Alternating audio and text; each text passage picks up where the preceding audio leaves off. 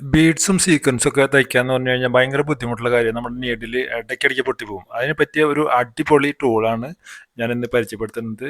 നമ്മൾ ബീഡ്സൊക്കെ തയ്ക്കാൻ പറ്റിയ ഒരു പ്രഷർ ഫുട്ട്.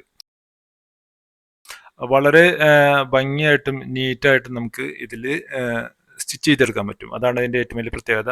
അപ്പോൾ ഇതാണ് ഈ ടൂള്. അപ്പോൾ ഇത് ഞാൻ കട്ട് ചെയ്ത് നിങ്ങൾക്ക് കാണിച്ചു തരാം കറക്റ്റായിട്ട്.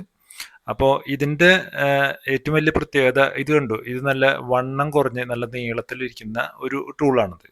അപ്പോൾ ഇതിൻ്റെ സെൻറ്ററിൽ ഒരു ഹോളുണ്ട്. കറക്റ്റ് ആ ഹോള് കൂടിയാണ് നമ്മുടെ നീഡിൽ പോകുന്നത്. അതുകൊണ്ട് നമ്മുടെ നീഡിൽ പൊട്ടില്ല, പൊട്ടാതെ കൃത്യമായിട്ട് പോയിക്കോളും.